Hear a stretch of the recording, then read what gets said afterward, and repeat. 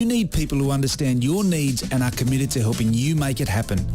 At DKP & Co Chartered Accountants, we are more than just accountants. We are business advisors, taxation consultants, and strategists that specialise in setting up businesses. We understand the client and give them the very best customised advice and strategies to achieve their goals. Visit our website, dkpco.com.au, or give us a call today on 03 9023 9370. Fast, proactive, personal. That's DKP & Co Chartered Accountants.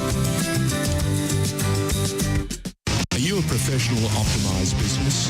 Time to look at Northern Peugeot Bandura to further professionalise your fleet with their updated commercial van range. The team at Northern Peugeot Bandura can help customise your fleet to your business needs. Stock arriving now, so secure your van and beat the rush before the end of financial year madness. Visit northernpeugeot.com.au or call 9119 9008. T&Cs apply.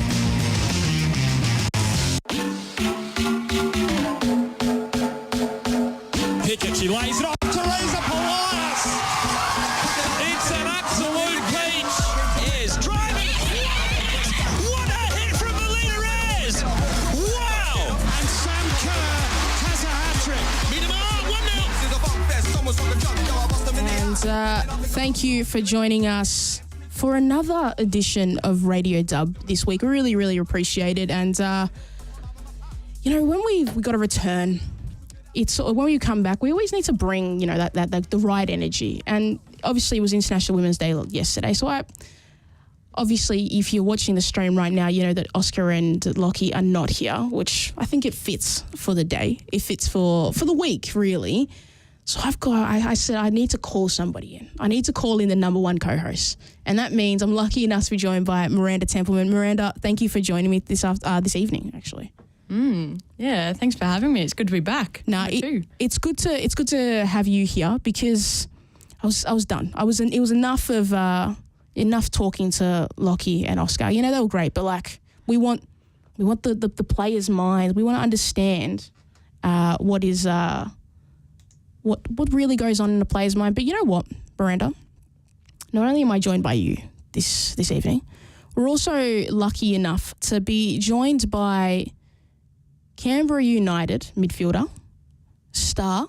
I had her as a bolter for the Matilda squad. I don't know if that's necessarily going to happen, but it would make me very happy. I do enjoy watching this player play. And we are lucky enough to be joined by Nicki Flannery from Canberra United. Nicki, how are you?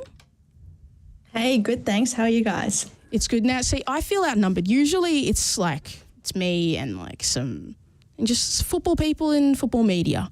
But now it's Miranda Templeman, goalkeeper for Melbourne Victory, and Nicki Flannery from Canberra. I feel like I should keep my mouth quiet for this entire segment. No. Do you reckon that's the case, Nicki? Absolutely not. Well, Nicki, I really appreciate you joining us on the show. But Canberra's season has been interesting. It's had some ups and downs. But you personally, what's it been like to be back on the field and playing some really, really great football? Yeah, honestly, it's obviously such a privilege to be back on the field after such a big and challenging injury. I'm trying not to get ahead of myself and put too much pressure on myself and just trying to enjoy it, but it's kind of hard when you got to keep scoring goals and winning games and the pressure's on to make the Final Four. But the club and my team have been so awesome throughout this whole return to the A-League, and I couldn't thank them enough for making it such an enjoyable transition. But yeah, I'm really happy with where we're at as a team and a club at this point. So I like to hear that. And I liked the WWE when I was a kid. Now I'm going somewhere with this, I do promise. But when I was a kid and a WWE wrestler would come back, when you'd hear their theme song, you'd be really, really excited, right? Now, I want to know, Nicki, did you have a theme song for yourself when you made your return, where it was playing in your head being I am back and I'm ready to absolutely play some amazing football? I really wish I did. I feel like I should have channeled that energy. Honestly, I was just nervous. I was just just get it done. Get this first game done so you can breathe. Yeah, fair. How do you like get over such like a big milestone? Like obviously as players, injury is like a part of their game, but like for you coming back, what was your kind of mentality around it? I think like that injury for me, it was in the middle of a lockdown. So it was so challenging outside of the injury itself. And I was away from my family. But honestly, I don't think I ever had doubt that I wouldn't come back from it, which I guess was the hope that kept me going and getting me up through the week and getting to gym. But yeah, it's not to say that it wasn't a challenge. It was like mentally taxing, physically taxing, probably more mentally taxing than anything.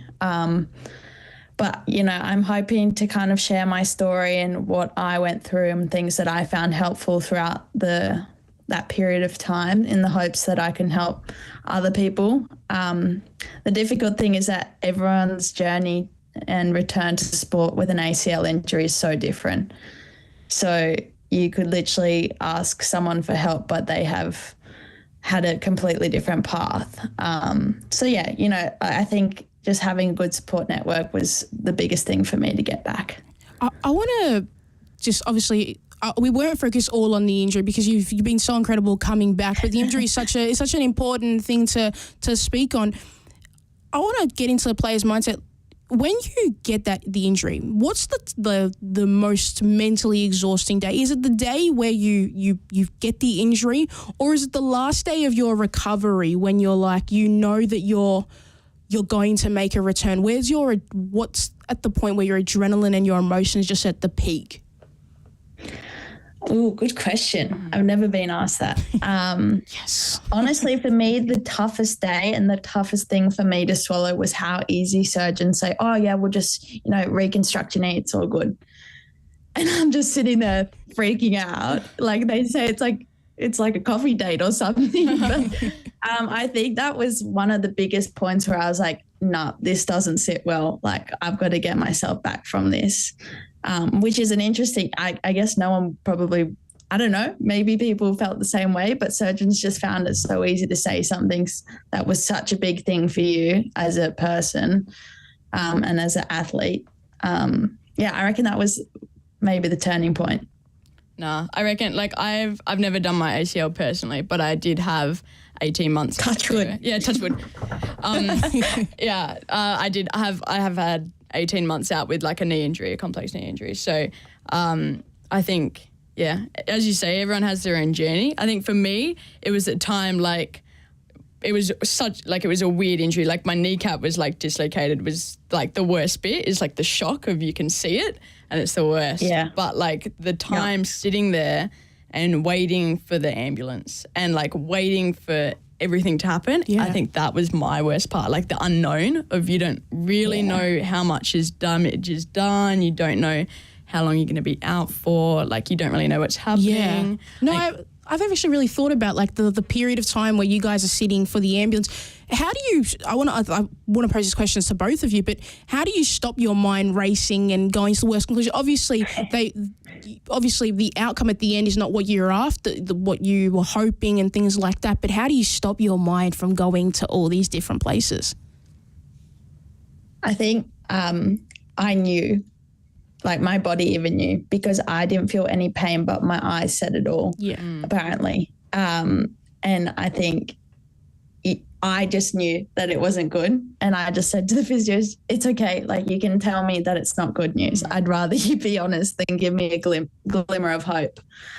So, yeah, I think for me, like I just love when people are honest around those things. Like I know you're trying to protect me, but let's just be real here. Yeah, fair. I think for me, I was 14 at the time, and I just have like such a clear memory of they've put like a jumper over my legs, so I can't look at it anymore. And my captain, who was maybe 18, 19 at the time, she comes up, she goes, so are you a bush or a beach person? And I reckon that just like calmed me out, like just chilled me and kind of like, I don't know, got me back to the present a bit more. Are you a bush or a beach person? I'm a beach person. Nicki? beach person. Oh, guys. Don't ask why I live in You don't like the Canberra. beach. Oh, yeah, Canberra. I don't even, Nicki, I'm not going to hold it against you that you live in Canberra. That's a whatever thing. But everybody in this beach thing, okay? I said it last podcast. The beach is overrated, okay? It's not that great. The sand it's shocking. That's because you have Melbourne beaches. Yeah, that's because Melbourne is fantastic. Nicki, where do you weigh into this debate where I say that Melbourne is the best state in all of Australia? I've never lived in Melbourne, so I have no input, but I like the creative side. Thank you. It's cool. I like it. See, I like that from Nicki. You've lived in different states, but you know deep down that Melbourne is the state to be at, and it's the most livable city in the world. Not during lockdown. Not during lockdown, Yeah. probably not during lockdown, that's for Scratch sure. that. Yeah, scratch that bit. Every other bit, we're fantastic. But, Nicki, this season for Canberra, it started like okay, and then you guys had one on a really nice run, and then obviously those 2 5-0 losses. Yes, I think that I've got the scoreline right. But yeah, and then you guys just a lot of people were like, oh, this is not great. Like this is the lowest point for the club. But then you guys just seem to bounce back. How is that like the team like morale and energy after those heavy losses and having such an up and down season at times? Yeah, I think, the season is so interesting. If you start strong, you might end poorly. Like there's just so many ups and downs in performances. But in terms of our team morale, obviously it was quite low after a few losses. And I was saying to Teo, we all turned on ourselves individually and what we weren't doing it well enough, punishing ourselves for everything. And we kind of lost sight of the team as a whole and our mates next to us. So we kind of came in one Monday and just were like, right, it's we, not I. Like this, you go on the field and you set yourself a goal and you set yourself a goal for someone else. So what you're going to do for someone else, and just kind of shifting that focus away from, oh my God, I've got to do well when I get on the field. We're losing. I've got to do something. I've got to make something happen. And being like, oh, how can I help? How can I help Michelle? How can I help Hayley? Just having that shift of focus was really beneficial for us as a team, and our morale is it's getting better, I would argue. How do you, just like really quickly, who leads that charge? Is it Negos who leads that charge, or is it the captains who says, guys, what we're doing right now is not going to work. It's not sustainable if we want to achieve the goals that we have. Who's leading that? Yeah, there were a few of us senior players. It was a player-only meeting, that one, and the staff did the same thing. And then after that, we came together and obviously worked as a collective. But a few of our senior players, I guess, put their hands up first and spoke about what we can do.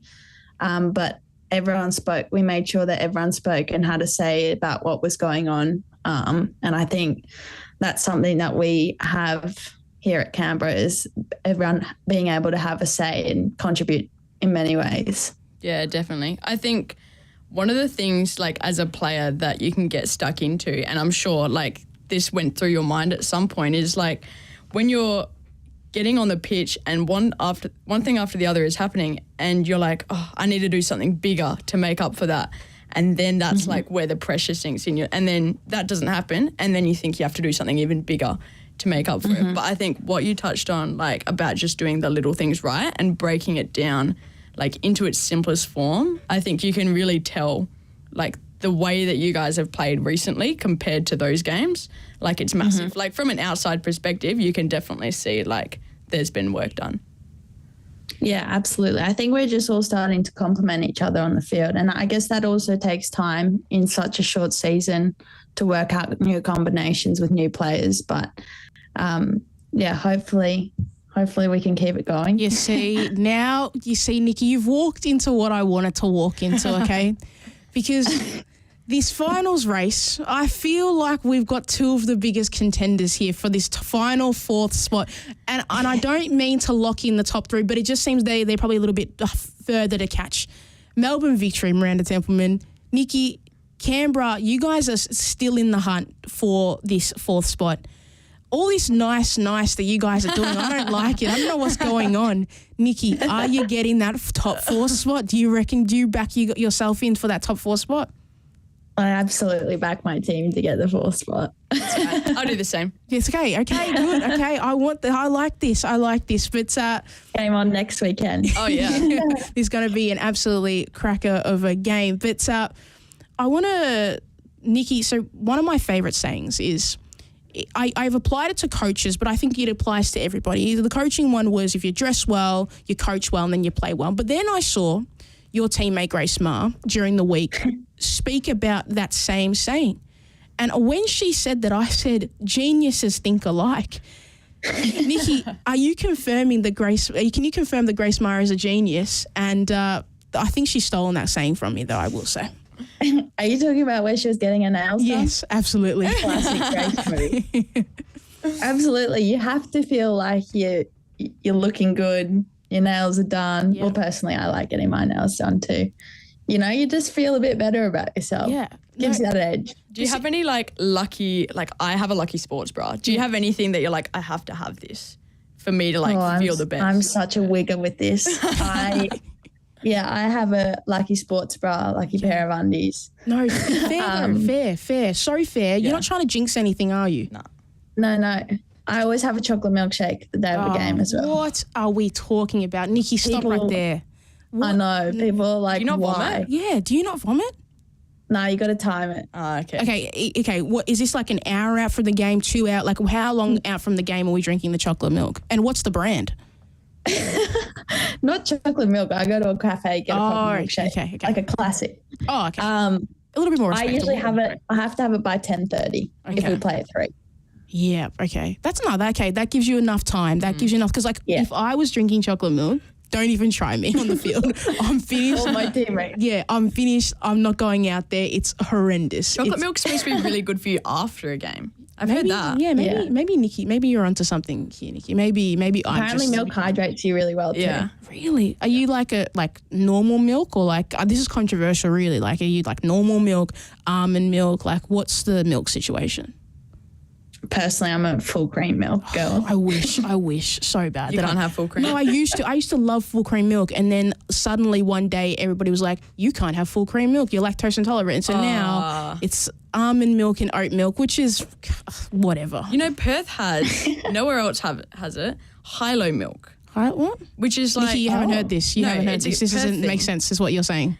It's the best milk ever. Okay. Because it's in between light milk and full cream milk. Yeah, so it's not as heavy, but not as full light, cream. not water. Watery. Oh, God. It's the best. Can we Is that only in Melbourne? No, it's only in Perth, where I grew up in Perth, and that is the number one thing I miss. This is screw my family and the rest of it. High-low milk. High-low milk's right. See, this is who would have thought the Radio Dub was providing you all the nutritional facts that you needed about milk? But it's very, very important. Milk, if you can drink full cream, go for it because it is very, very nice. But Nicki, I want to go back to the games and things like that. I want to go back into the games. But Negos has come in this season, and you guys seem to have been playing a more consistent brand of football. Maybe the results haven't gone always the way you guys would have liked, but the playing style is more consistent. How have you seen him coming in and his coaching style been like? Yeah, he's definitely got a process that he wants us to follow. But in saying that, he kind of leaves room for a bit of freedom as well, a bit of Michelle Heyman flair here and there, which is really awesome. I think that's the right choice. Yeah. Though. Imagine telling Michelle Heyman, calm down, this is the way I want you to play. No, let her do her thing. Absolutely, let her do what she does best. But yeah, he's done a phenomenal job in coaching us. We're obviously quite a young team, minus Michelle and Ellie Rush, but it's important with young players that they coach properly and they guide properly. And I think that he's done that really well, as well as our assistant coach, Anne. And I want to ask about you in terms of you coming back this season. We touched on it a little bit, but how have you seen yourself? Have you surprised yourself with the way you've played, or were you kind of when you this getting ready for this season? Were you kind of okay, I'm ready. I know that I can, I can get back to where I was and even go beyond that. Yeah, I feel like, if I'm being honest, I feel like I'm not where I was just yet. And I have to be okay with that because it does take time. But I've definitely seen parts of me and developed different parts of my game, which is really awesome to see. And then there's obviously the element of just trying to be grateful that I'm back. I've been able to play some pretty decent minutes this season. So taking those things and running with them. But I want to be better. And I'm going to work to get there. But like I said, it's building blocks. Said like a true footballer. Yeah, honestly. I like that. I like that a lot. No, I think every footballer is the same. Like someone gives them a compliment and you're just like, no, I want to be better. I want to. Not good enough. Yeah, I want to know, like, Nicki, how do you find the balance of like knowing you want to be better and like pushing yourself to continually get better, but also not pushing your body too far, obviously, because you're coming back from a major injury? How do you find that balance? Yeah, honestly, that's something that I've learned quite well, I would say, is knowing when to push it and when to not push it. There's definitely weeks that I feel a bit, behind on the recovery side of things, so I don't push it in those weeks. But yeah, like I said, that's such a big learning curve in an injury like that, or any injury for that matter. But yeah, there's like things like my speed that it's not quite there. Like it's not where it used to be. So, and that's something that I can work on. Maybe not in season, maybe it's an off season kind of thing, but just making sure that I not down on what I need to work on and get it done. Nah, definitely. I think the main thing for me with like the short season, like yes, we want it to be longer, but the transformation players go through in the off-season program, sometimes it's just like, wow, really? They're a new player. Because I think it's individual, like what people choose to do in that time. Yeah, okay. And some players, like you, Nicki, you would be like, all right, I'm going to go work on my speed. And like absolutely kill that, but that's what no one sees. No one sees that off-season like grind. You know what I mean? Yeah. Yeah, it's absolutely a grind if you want it to be. If you want it to be. How do you guys, in the off-season, are you like talking to the clubs that you're signed with regularly to have a program, or is there kind of, obviously some players go and play in the NPL system and they might have a different coach, like training system for them, but how are you guys establishing what you need to be doing in the off-season?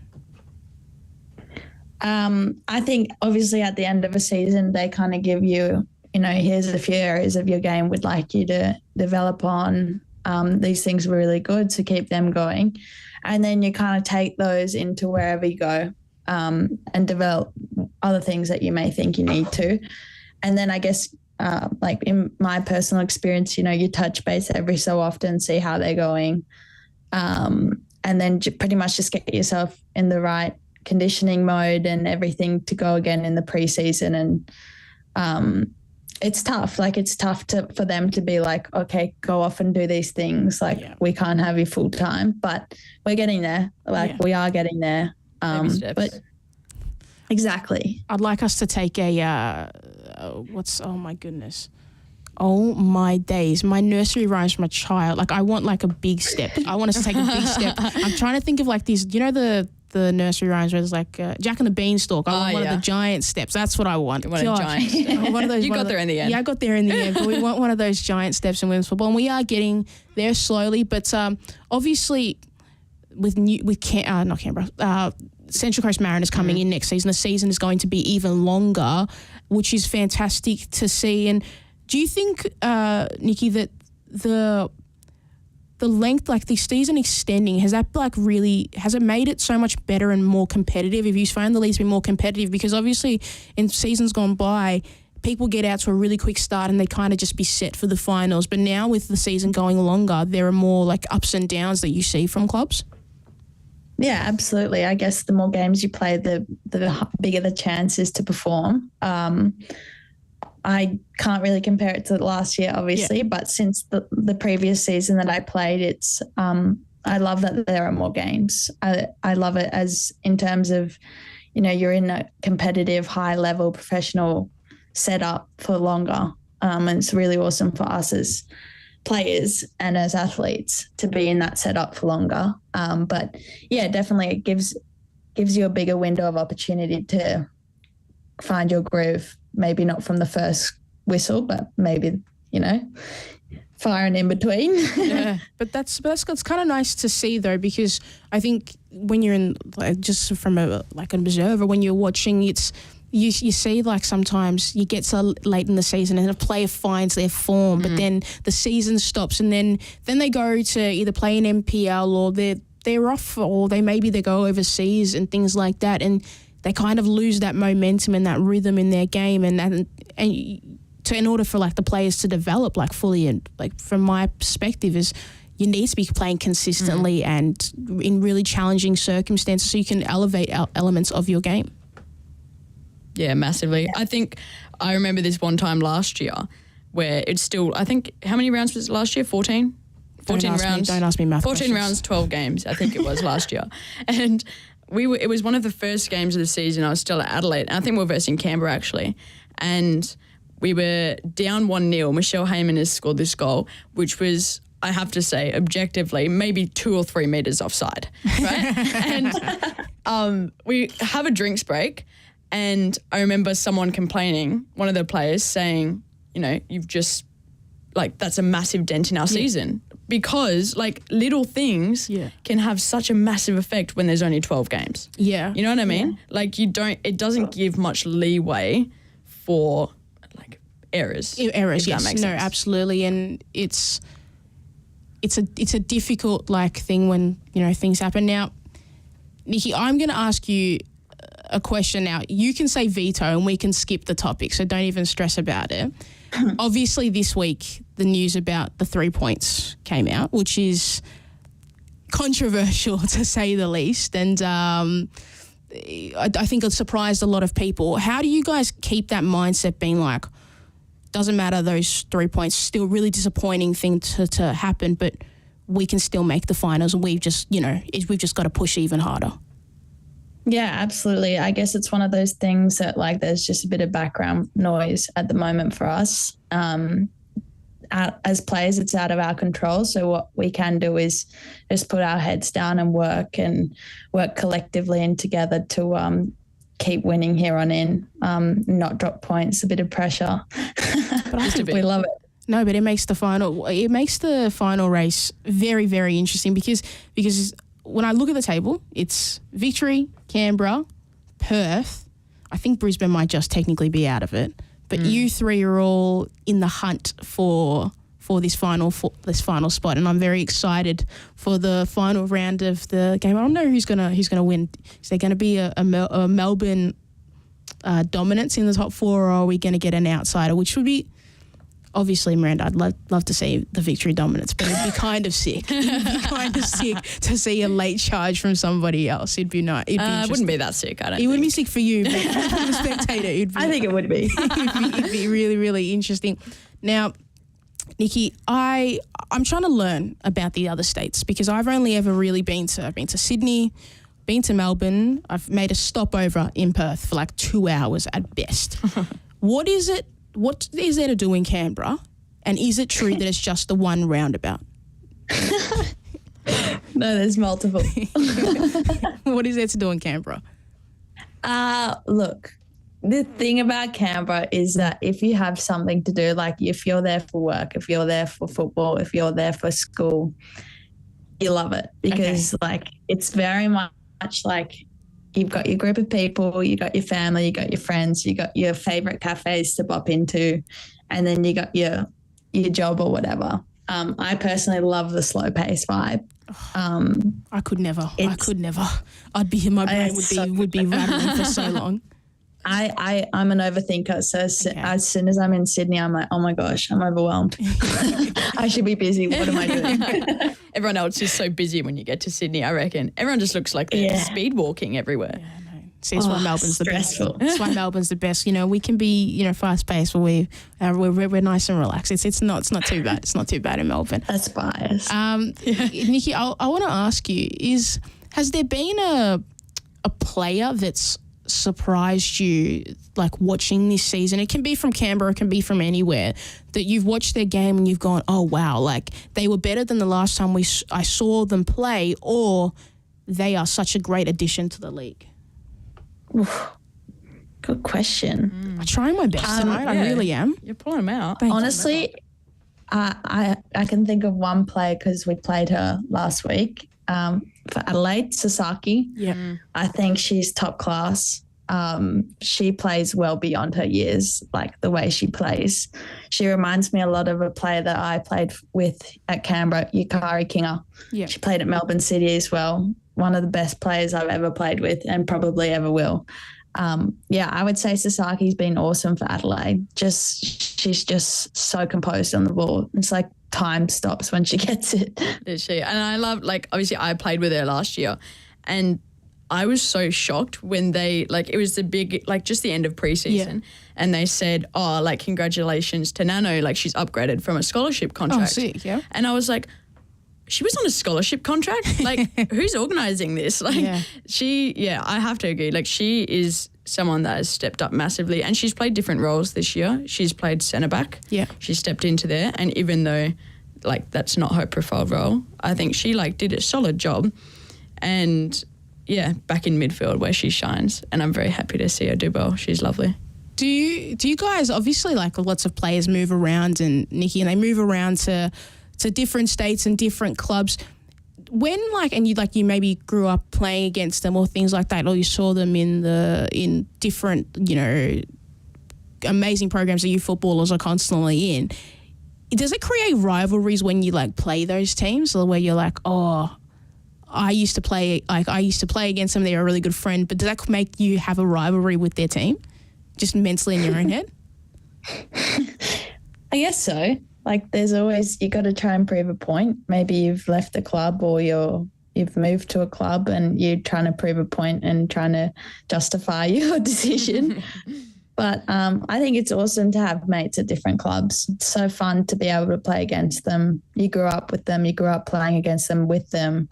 I think it's just so cool for the league. It creates banter as well. Like, in the, like, you go and play someone and you just, like, talk to them, like, so much crap, like, before the game, and even after the game, like, it's good. You give each other a hug and, like, get to say hi. But there's always someone to look forward to see. You know what I mean? Like, you go away and you're like, oh, I get to see this person, this person, this person. No, see, this is what I like. I love that everybody, you know, people get along. It's fantastic. But I also want a bit of the rivalry in the vents. I want think a bit of rough. I want it because it's kind of funny, and it's also great for the narrative of the game, because, you know, I think it's something that we're going to get more in women's football, just like rivalries between clubs. And obviously we have, you know, those ones because the league's been around for a while, but, you know, just those, like, oh, this player used to play for this club, and I just want to see how people go. I don't want no negativity, but I just want a little bit of the spice to the games, if that makes any sense. That makes sense. We get you. Well, Nicki, I really want to thank you for joining us on the show this evening, and good luck for the rest of the season. Hopefully, I'm looking forward to the contest between your two sides, and we'll see who gets the last laugh in the Final Four race. But we will head to a quick break here on Radio Dub, and we'll chat a little bit more about a little bit more football. Are you a professional optimised business? Time to look at Northern Peugeot Bandura to further professionalise your fleet with their updated commercial van range. The team at Northern Peugeot Bandura can help customise your fleet to your business needs. Stock arriving now, so secure your van and beat the rush before the end of financial year madness. Visit northernpeugeot.com.au or call 9119 9008. T&Cs apply. Are you a professional optimised business? Time to look at Northern Peugeot Bandura to further professionalise your fleet with their updated commercial van range. The team at Northern Peugeot Bandura can help customise your fleet to your business needs. Stock arriving now, so secure your van and beat the rush before the end of financial year madness. Visit northernpeugeot.com.au or call 9119 9008. T&Cs apply. Are you looking looking to change your destiny in life? Be your own boss? Start your own business? If you are, you need people who understand your needs and are committed to helping you make it happen. At DKP & Co Chartered Accountants, we are more than just accountants. We are business advisors, taxation consultants, and strategists that specialise in setting up businesses. We understand the client and give them the very best customised advice and strategies to achieve their goals. Visit our website dkpco.com.au or give us a call today on 03 9023 9370. Fast, proactive, personal. That's DKP & Co Chartered Accountants.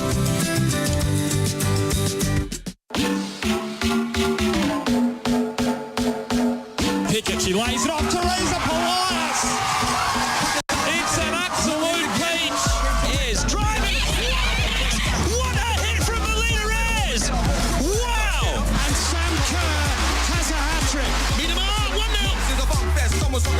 And thank you for joining us here on Radio Dub for the final time tonight. If you just missed out, we were speaking to the Canberra United midfielder and star player Nicki Flannery, and she added a bit. She was like, she backs Canberra in to get that fourth spot over Melbourne Victory. Miranda's saying that's not going to happen. No way. But it'll be very close though. It will be good. It'll be a great show. Yeah. And yeah, we're looking forward to it, and especially because we play each other next week. I think that's just going to add so much to the game. I reckon you'll get your spice in the game. Exactly. I appreciate it, and I look forward to watching that game. But Miranda, we haven't had you on the show in a while, and in that meantime, you've played a couple more games, and I remember specifically because I'm not usually at the games. I'm usually away, but getting to a game in Melbourne, I saw Victory taking on Sydney. Tough result for you guys, but I saw you make some two really great saves. We were talking about it off here. I want to get into the mindset a little bit again about saving a penalty. At what point are you making the decision about this is the way I'm going to go or I'm going to stay? You know what? I think for me, it's really like gut. It's so gut. Like we do analysis before the game about like, okay, this play, if they take it, they're more likely to go left or right or high or low. And for me, Beanie, they told me, oh, okay, she's going my left, her bottom right. And she took the first pen, but gut said go the other way. Yeah. And so obviously it went in the end. But the save is still a save. I'm just saying the save is still a save. Yeah. It would have been better if it didn't go in. But the second one? Yeah. The second one, I think I got in her head a little bit. Yeah, okay. I think it was good because I thought she was going to bury it, like whack it, but it just went straight in the bread basket. It wasn't the best penalty, that's for sure. But it's a mental game. It is a mental game. You were saying a little bit about Emi Martinez. Are you a fan of his goalkeeping style? Yeah, look, and also like Redmayne, you know what I mean? Like the chuck in the water bottle over the fence. Like there's a little bit of like, you know, shenanigans that have got to go on. And I think we were saying before that they're trying to change rules, that after what Emi Martinez did, all the distractions, all the shenanigans, that they want goalkeepers to not be able to move. A little bit more reserved. Yeah, a little bit more reserved, which is hard for a goalkeeper because we're all nutcases. Yes. Heard this a few times from goalkeepers. And then, so we're kind of saying as keepers, well, do you want us to just sit down and let the ball go in the net? Like that's kind of what it feels like from us. Yeah.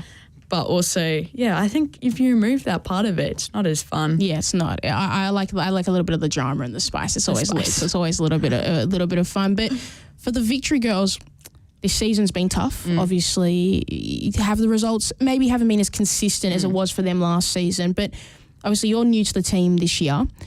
What's it been like with the girls? The discussion around getting into top 4. You don't have to tell us everything, but like. What's the mindset? Have you seen a shift in the squad's mentality after, you know, as the pressure's ramped up and you guys really need to get a lot of great performances to make that Final Four? Yeah. For me, I feel like the pressure's always been there. And I don't know if I touched on it last time, but the clubs I've been at before Victory, Perth and Adelaide, they're both, you know, one club towns. They're both, underdog. They've got the underdog mentality. Yeah. You know what I mean? And I feel like with that, you don't have as much expectation on you to perform. And when you perform, Adelaide had an amazing season last year and everyone was talking about it. You know what I mean? Because, but if Victory had the same season, it would be normal. Okay. You know what I mean? So when I come here and there's that big club mentality and it's the pressure is on every week and you're being hunted. It feels like you're being hunted every week because you're the champions. You're the reigning champs. Did you feel that as soon as you walked into the club, or was it after speaking to the players and they were talking about what they expect from this? When Jeff was laying out what he wants for this season and the players were doing that, is that when you felt it, or was it the moment you signed for Victory, you kind of oh, I know this is the pressure? A bit of both. I think it's got that image, of course. And I remember Jeff Hopkins' name's coming up on my phone and I'm freaking out. But no, it's a bit of both. I remember walking through Amy Park. Jeff was giving me a tour when I rocked up, and I think that was when it hit me, this is what they're giving to us. These facilities, this respect, these coaching staff that are amazing, that's what they give to us. This is what they want back. Yeah. You know what I mean? No, and the more they give, the more they want back. I think that's kind of the vibe. But I think that's completely fair, and especially with a club like Victory and the history they have. And I think one of my favourite things, we spoke to Jeff before the season started, just about coaching in general, and he spoke so highly about developing a really strong women's program at Victory, which he has done. And when you walk in there, because I spoke to Leah Provatelli for the State of Our Football Nation before Radio Dub today, and she was speaking about how lovely of a human being Jeff is and how much he cares about the players. Is that the thing that that comes to your mind first when you speak about Jeff, not him as a coach, but him as a person? Is that why you think this group is so special and continues to go so well? Because the person leading the team is such a great person. 100%. I think there's so many examples of how Jeff really puts people first. And I think also I was looking at the manager of the month on nominations, and Jeff's photo, he looks so kind. He has such a kind smile. He does have a kind smile. He is definitely got the grandpa smile. When he talks to his granddaughter on the phone, he is in his element. Yeah. He's a person first, and I think you can definitely feel that around the club. When he was we had Gabby Garton, it was her son's first birthday party the other week, and he was there. Him and his wife are there. You know what I mean? It's that kind of family mentality is something that he really pushes, and it's something you feel as soon as you walk in the door. Yeah, and that must be nice, especially when in moments where it's high stress like it is now, to have that kind of a grounding force, being obviously you guys have these goals, and it would be disappointing if it didn't happen, but it's always really humbling to know that he cares, the group cares about each other as more than just what you achieve, the wins and losses. Yeah, for sure. And I think with good coaches, you always remember them as good people. And I'd say the same about Ray Dower, as I had as a junior Matilda. And I think the first thing you think is, she was a great person and a great coach.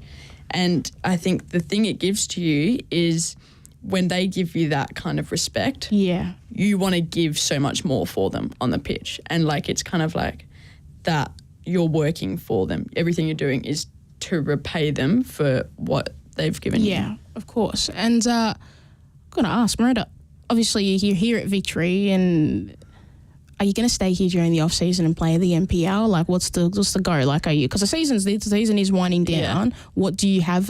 You don't have to spill it all, but have the plans kind of being formed for you? Yeah, I'm sticking around. Okay, fantastic. That's because you knew Melbourne is a great city. That's what it is. It is good. I mean, we just moved and signed a 3-year lease. So yes, it'd be nice to stick and play in the NPL. Stick around, yeah. No, it'd be great to see in the NPL. I know a lot of the Victory girls play for Bulleen during the NPL season, so you'd be interested. I'm fascinated to find out when we see the announcement of where Miranda Templeman will be continued. To be continued. It'd be fantastic. But obviously the dub season this year has been really, really competitive. Has there been any sides, obviously likes of Western United are doing really, really well and have probably outdone what a lot of people expected of them, and maybe Adelaide probably not have been as strong, and Perth, who were really strong last year, have been a little bit wobbly, but they've settled. They've certainly settled in the last few weeks. Has there been any clubs that have really surprised you in how well they've been playing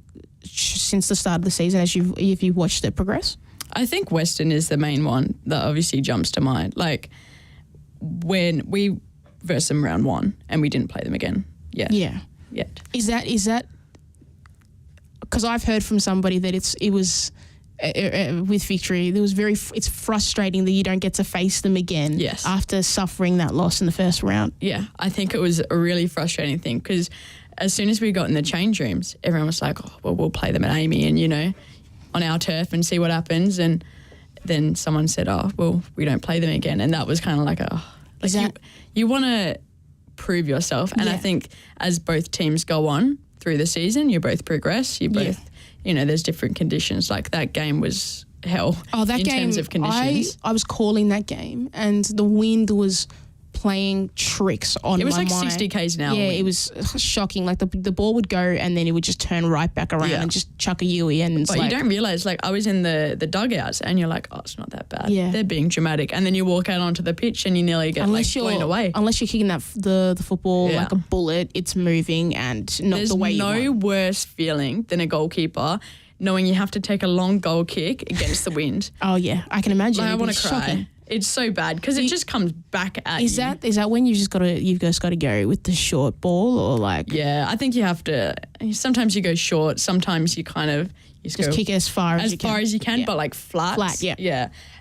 And just go wide. So if it goes out, it's fine. You know what I mean? Like, yeah, of course. If you go down the centre, you're screwed. No. I can certainly imagine that. And who you guys are playing City on Monday? Monday night. At 3 in the afternoon or is it night? I can't remember. I can't remember either. It's a Monday at some time. It's very bad for both of us not to know the time. I think worse. Worse for me. Maybe worse. Definitely worse for me. But it's okay. It's still a couple of days out. But how are you looking forward to that game? Obviously, they're sitting in third at the moment and Holly Mack is back, which is great to see. One of my favourite wingers in the competition. How are you seeing that game on Monday? I'm very excited. I think it'll be good. And Holly, like I've played with her back at Institute, at Future Matildas and stuff like that in Sydney, and like was devastated for her. I was actually at the game in Melbourne last year when she did it. And really devastated, but I know she's been working really hard off the scenes and she's going to kill it. I have a feeling. Has she played yet? Yeah, she played last week. You're saying she's going to kill it. She's already killing it because fair. I want to say this just about Holly McNamara. She is undoubtedly my favourite winger in the competition and no disrespect to any other winger. But the thing about Holly McNamara that for me that I love about her game is that there are a lot of wingers who are really, really fast and they can beat their player and get around and they can cut inside or go around and whichever way it works for them. But it's a really different skill and like takes a lot to be able to make the right pass and make your teammates better. And that's something that Holly, was she like 19, 20? She's pretty young. About the same age. Yeah, she's pretty young. And for a player of her age to have the speed, but that's kind of like the third thing I think about. But her decision making, her passing and getting her teammates involved, like Hannah Wilkinson, I think it makes her, for me, the best winger in the competition. But I know that's a controversial It's funny statement. you say that. I know her as a 9. Yeah. Like I've played with her as a 9 all through juniors levels. Wow. So when I saw her in the wing, obviously they have like a lot of like Bradley Henry, naturally a 9. Wilkinson, naturally a 9 as well. And then Holly, naturally a 9. And Kote Rojas is also a 9 as well. Yeah. They've got a lot of 9s. Yeah, so they've obviously had to like switch up, have some rotation in there, and like players are playing out of position, still in it, like a similar role. But I think they've really adjusted well to it, and I think Rojas back, Holly They're a back. scary side. They're a scary side. It is. It's going to be scary, but I feel like we're up for it. But yeah, you guys, will be good. It's weird because they're a side that. It's strange. Like when I think about their starting 11, typically they do have a lot of like senior players who've been around in the game. Yeah, been around the game for a really long time. But they're also got they have a lot of young players. And for you guys, you having to rely on some younger players a little bit more often now. But you still got players who've been playing in the game for a really long time. It's just interesting to see how they match up. Yeah, and it's how a dynamic. It's definitely a good dynamic. I feel like there are a lot of players. Well, we've also got the Young Matildas camp that's going on at the moment. So that will take a lot of players. They get back Sunday night. So, yeah, it'll be interesting to see if they play. Yeah. Do you guys... Murph? Murph? Yeah, Murph is out. Ava Breedis Zoyce? and Jessica Nash. No, not Joyce. So, Jessica Nash. yeah, Paige and I and May are aged out. Yeah. Oh, yes. Too old. I've forgotten that this... Yes, Yeah. this is... So this is under 20s. Yep. But yeah, it will be interesting to see how they pull up. Obviously. Yeah, and I think if they they won are 13-0. So I don't know how much you know, when you're winning 13-0, that's when you know that you can sleep all night. And I was watching the Man United game, when they lost 7-0 to Liverpool, what an embarrassing loss. As an Arsenal fan, yeah. But you go for Man United? No, I go for Spurs. Oh, I go for Arsenal. This stinks. Oh, God. This is, do not like this at all. But no, I realised that it's probably a good thing that, like, I did not become a professional footballer. Not that I had the ability to become a professional footballer, that was an option, but it would have been horrible because the way I would continue to, I would chat so much rubbish constantly if I beat somebody that, like, with that big of a scoreline, it would be, I'd be so unbearable. And like, my friends now know it. Like, I have a friend who, after that loss, sent him a message. Took him 7 hours to respond. I said, it's shocking. He's probably crying. He's ducking. He was ducking. He was ducking. But no, Miranda, I want to thank you for coming on Radio Dub this evening. We really appreciate you being on, and we'll have you on more frequently. I think definitely. It's ridiculous that we Whenever I'm moving, I'm 10 minutes down the road exactly. now, so call me in. Yeah, we shall call you in, and you'll be like Batman, set the bat signal up, and Miranda Templeman is in. But I also want to thank Nicki Flannery for joining us earlier in the show. If you missed any of that, you can catch that on Spotify and everything else. That's the way we will describe it from now on. But yeah, you can catch us on that. And we will be back next week with, do you want to know who our guest is? One of our guests is next week, confirmed. One of your teammates, one of my favourite players, Beatty Goad. She'll be joining us on the show next week. So please tune in, and there might be potentially another special guest that we might have on the show. But suspense. Yes, suspense, exactly. Bye for now, and we'll see you guys later. Pickett, she lays it off. Teresa